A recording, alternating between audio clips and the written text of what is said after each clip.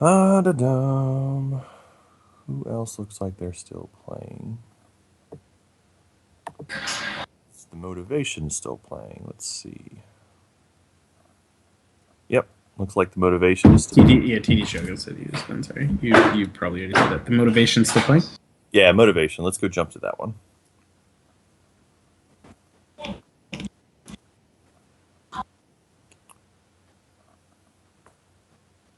So it looks like we're in the middle of a Wild Ruby mirror match here. The Wild Ruby mirror match. This will be a rare match to see today. We see Titania's Majesty grabbing a Ashwood Blade Master, one of the more interesting pieces of deck tech that can exist for the Elf deck. Also, alternate art Periwinkle. Also, alternate art sleeves from the Motivation. What a scumbag. And by scumbag, we mean amazing artwork on those. Oh no, I meant scumbag.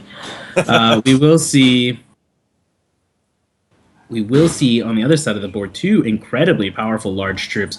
One being Sin, the Nomad construct dragon, who looks like it created two cards here. I find it interesting that Motivation is not checking the void to see what cards were created and put into the Dark Knight's hand for free. But we see that the Eternal Sage is one of those. It hits the board. Looks like Motivation also playing Eternal Sage here alongside the rest of his hand. Important note for people who haven't played with Sin, it will add to the void list each time it attacks. Yeah, So and it will create those cards over and over again. And create those cards over and over. Yeah. So also, we know for each Sin. Yes. So all of those cards will continue coming back over and over and over. Not that this game should take too long at this point, but yeah, it's going to be pretty tough to deal with those Eternal Sages. Mm-hmm. A super powerful troop. And more important, not even more importantly here, but of note, the Heart of the Wrathwood is an incredibly strong troop at just dealing with the board. It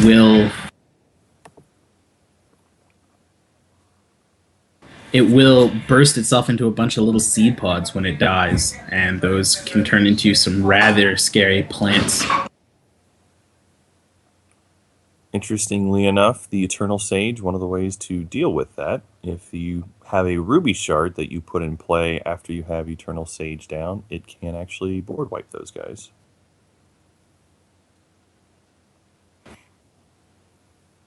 So we see the swing in here, Motivation clearing up the board, managing to get that Sin off of the board, but it's a wonder if he didn't replay. I would love to see the Dark Knight's Void right now to know what the other free card in his hand is. He goes down to 10, does not block with the Heart of the Wrathwood there, chooses to just take the damage. And we will see what comes out here. Also, a little bit of construction going on my roof, so I'm sorry for those people who can hear that.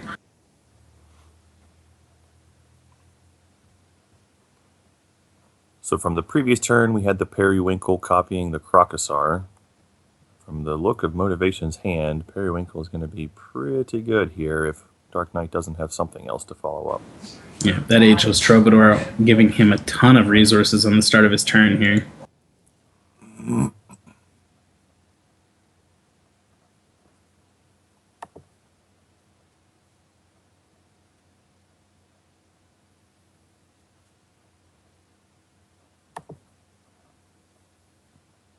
Just see the pass back from Dark Knight.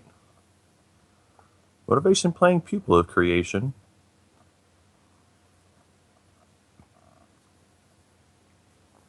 Here we see the Eternal Sage. Now the Eternal Sage will become copied from Periwinkle because it is 5 cost or greater. It will only trigger one time for the Pupil of Creation because you only played it once. Mm-hmm.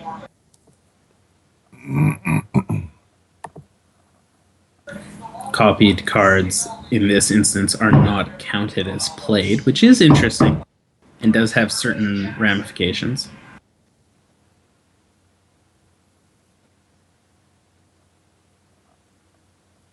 An interesting way of wording that. So we will see likely the full swing here.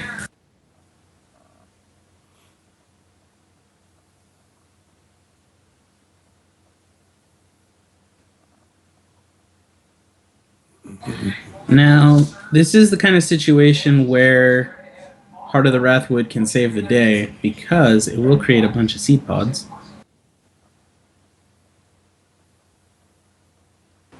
And that might not be enough, but we'll see. Those do take 3 turns to turn into something bigger.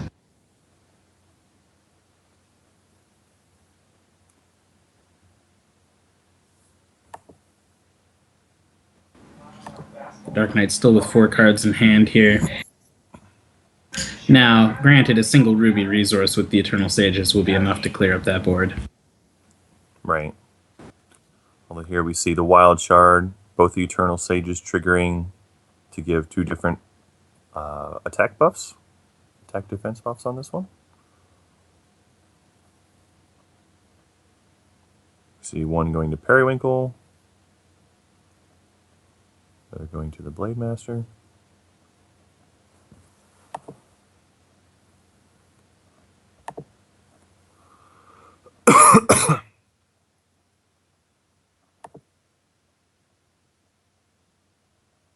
We'll see. Yeah, we will see the Walking Calamity double down. We will see double. Yeah, there's actually nothing that could be done at that point. The card can't even be interrupted. The seed pods do look really neat. The seed pods are actually fantastic cards. Heart of the Wrathwood is the hero this set needed, not the hero it deserved. So it looks like reserves are going on, so whether that was game 1 or 2 remains to be seen. So we will let those players go through those reserves.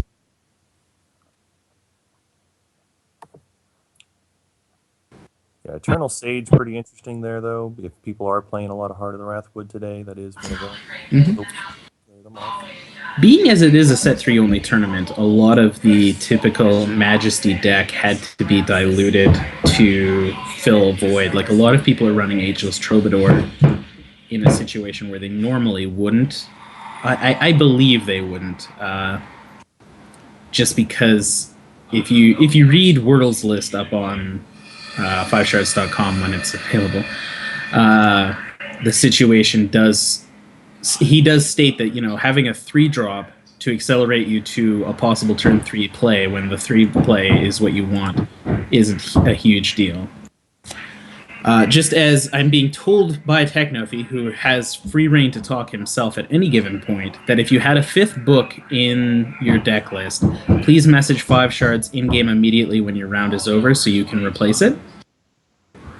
It's important. The 5th book was banned. We realized it was not listed in all places, so please whisper FiveShards in-game when your round is over to have that in this situation.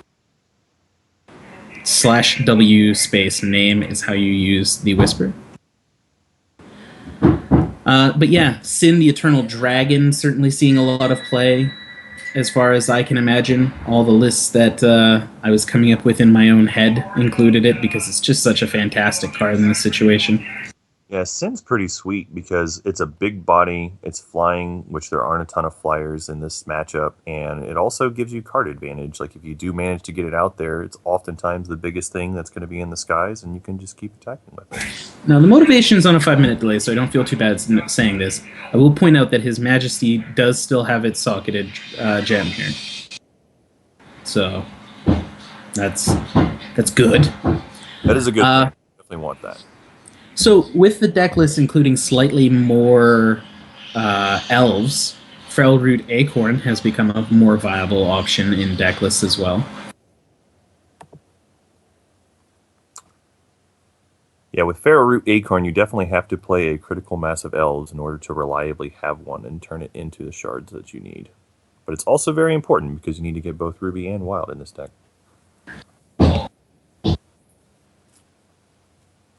So we see an alternate art Ash with Soloist from the Dark Knight, and it gets to swing in here, accelerating him to 3 resources on turn 2.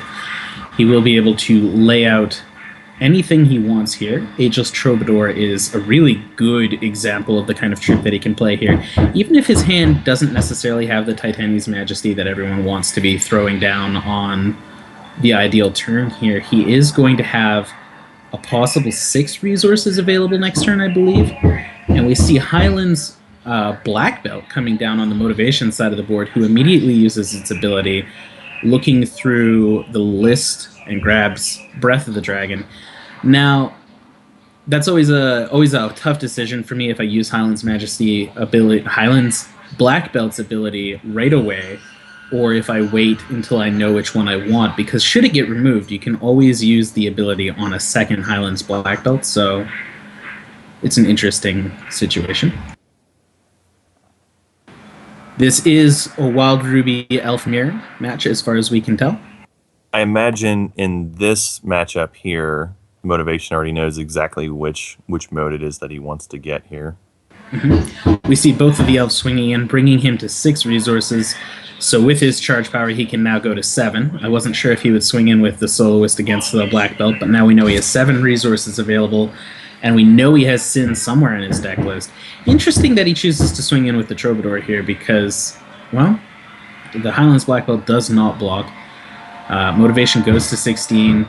We see Balthazar hit the board. That will, unfortunately, with its lame and boring text, draw 2 cards and gain the Dark Knight 2 health. That 2 health actually really relevant in this matchup. A Walking Calamity is not lethal if you are at 22 health. I mean, it is still very destructive, but Yeah, by itself, like gaining a little bit of health definitely can help a lot in this matchup. The Calamities do so much damage, just monstrously huge. We see the Troubadour going away for the Black Belt's ability.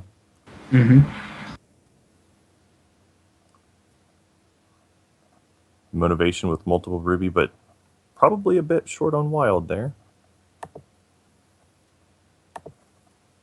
So we see the Periwinkle come down. Now, in this kind of matchup, a Periwinkle that is unanswered is always going to be a frightening thing for the other player because it doubles up the Majesty chances, it doubles up Balthazar chances, it makes just about every threat into more than just a regular threat. Double Crocosaurs is terrifying, double Hearts is terrifying. About the only thing that we've seen from the Dark Knight that wouldn't be absolutely more mortifying through Periwinkle is Sin, who is a unique troop and will destroy the second one on entry. Yeah, even a double Balthasar is totally fine because you don't care about having the card draw and the life there. The hell? So we see Titania's Majesty is played, and it looks like the motivation is going to grab the Crocosaur here instead of the Walking Calamity, which I don't know. I think that's an interesting choice here. Could have left his opponent on 2 and then forced through a lot of threatening damage here. But the Periwinkle threat on the swing back, I guess, is more frightening to him, so he uses the Crocosaur to get rid of it. And we see Stinkhorn Soup, a very powerful reserves card. A lot of people have figured out here. The answer really to the Crocosaur destroys that. And now I wonder if the motivation is feeling like he made a mistake. Obviously, that would have maybe been lethal, depending on how the bug decided to work in the other situation there. Copied Walking Calamities not always giving their... not always doing their 10 damage on death, which is a poor interaction. Right. For everyone wondering how to report your wins, you need to go to the Battlefy page and refresh, check your cache, go to the brackets. There should be a red button next to your match that you can click and enter results on.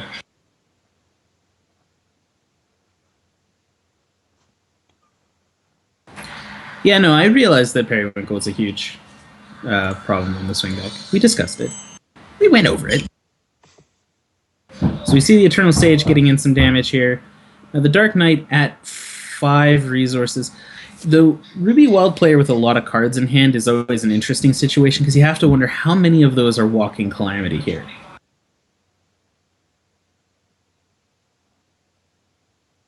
Because obviously a Walking Calamity is is a 10 resource card, and not always the easiest thing in the world to play.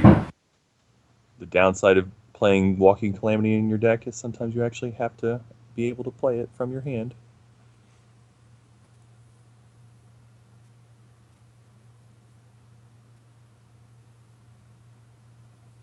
So we see Lullaby here, which will revert and prevent all damage from attacking troops. Attacking all damage to and from. We see the Majesty post-combat here. Which will turn out to be a mistake. We'll grab the Walking Calamity, deal 10 damage on entry here. Now the Dark Knight's going to need something rather spectacular to pull this out. Interesting thought process. Assuming cards were working as correct, there is no way for the Hex client to award a draw. And this is actually a situation where a draw is entirely possible. By rules as written, of course.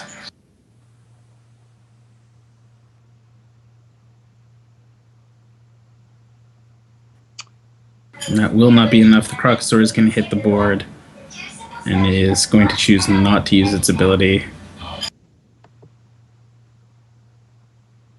The Dark Knight is now relying on the motivation to not swing.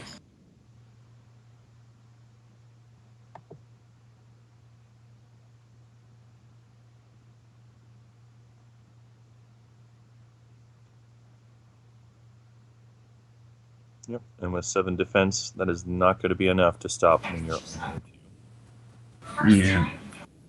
So it looks like that round will finish up there. That match will finish up, not the round. Sure.